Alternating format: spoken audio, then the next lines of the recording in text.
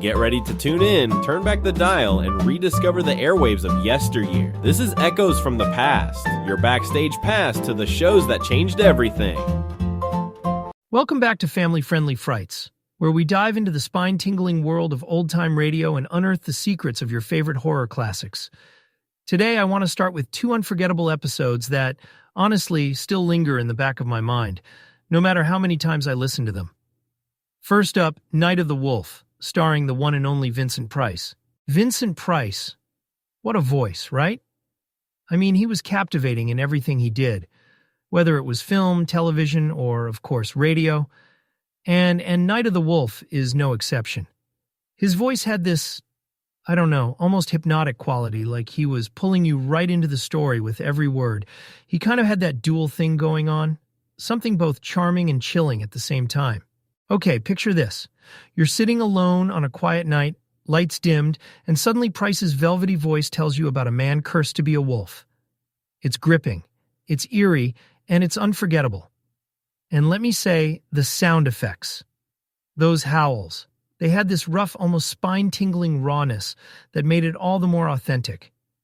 You feel like you're there in the woods. Crazy, right? But Vincent isn't the only legend of the airwaves I've got to give credit to. Let's talk about Horror OTR Frankenstein Part 2. Now, this episode, wow, it's incredible. It takes the heart of Mary Shelley's story and brings it alive. Well, in a very different way. The way they used sound to create Victor Frankenstein's experiments? The sparks, the hum of equipment. It's all very vivid. It really made you visualize the giant creature coming to life in the lab. And the performances by these seasoned radio actors, artists really, they were unmatched. They didn't have CGI back then, but they didn't need it. With the way they portrayed terror and suspense, it's no wonder these shows left such a mark on listeners, and honestly paved the way for modern horror audio dramas today.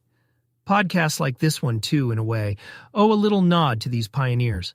Oh, and speaking of memorable moments, I'll never forget the first time I heard Vincent Price's voice. I must have been maybe 7 or 8. It was on late at night, one of those old replays. And boy, did it scare me. Like, really scare me. But at the same time, I couldn't stop listening. It was almost like a dare to myself, to see if I could handle the next chilling tale. And years later, here we are, talking about it like it was just yesterday. Funny, isn't it? When we talk about old-time radio horror, there's this incredible balance they had between subtlety and suspense, right? Take the BBC Ghosts from the Past series. Now, these stories weren't just spooky.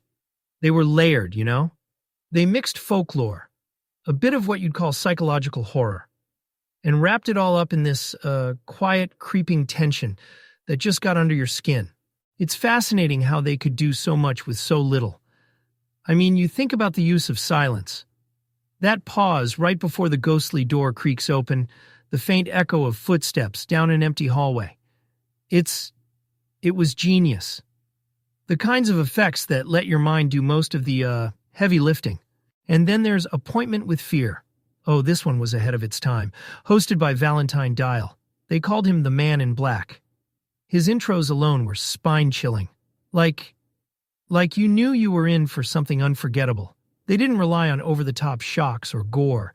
Instead, it was this meticulous build-up, storylines where even mundane settings could feel like otherworldly. It's kind of amazing how these shows kept you glued to your seat, even if, you were totally ready to bolt out of the room.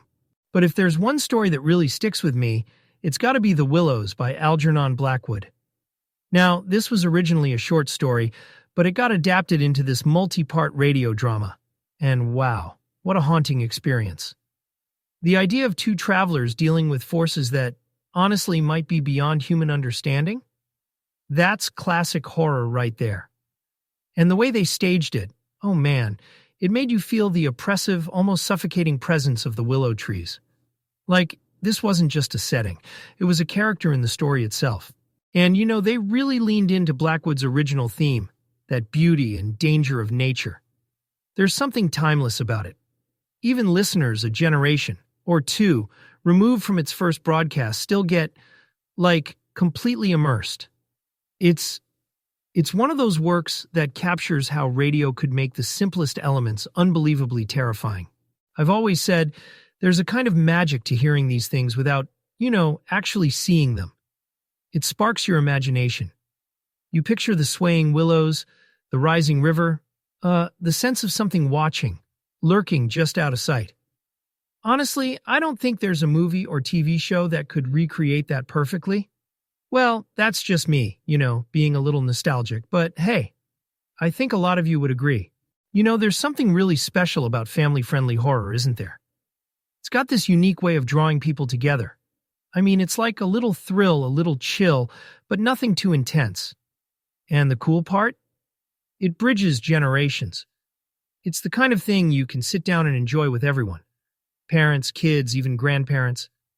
It's like we all get to share in these stories, each of us bringing a little of ourselves to the experience. Take Dead Souls, for example.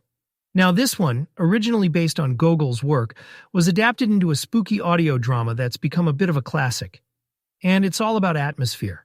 The characters, the eerie sound effects. It's gripping in a way that lets your imagination take over.